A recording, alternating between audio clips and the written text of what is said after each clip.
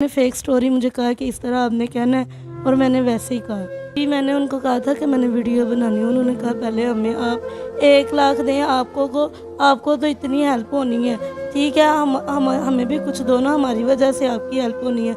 मैंने उनको कहा अगर मेरे पास होता 1 लाख तो मैं इधर आती, ठीक है मैं मजबूर हूँ, मेरी वीडियो बना दें। उन्होंने कहा चलें जब आपको आएँगे कहीं से हेल्प होगी आपने फिर हमें ज़रूर देनी है। मैंने कहा चलें ठीक है।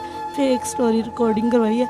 जब मैंने देखा है अभी वो मीडिया पे जब चली है, एक तो ना ही उन्होंने मेरा हेल्प वाला नंबर लगाया, ऊपर जब मैंने देखा है उन्होंने टाइटल इतना गंदा लगाया है, मुझे खुद को इतनी शर्म आई है कि मैंने ये क्या कर दी है।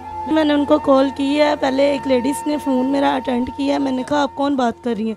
कह रही हैं आप कौन बात कर रही हैं? जब उन्होंने मेरी आवाज़ सुनी तो उन्होंने वाजद अली को फ़ोन दे दिया। मैंने कहा भैया आपने मेरी स्टोरी पे मेरा नंबर क्यों नहीं लगाया? कहता कौन सी स्टोरी? मैंने कहा जो आपने लगाई है। कहता मैंने कोई स्टोरी नहीं लगाई। मैंने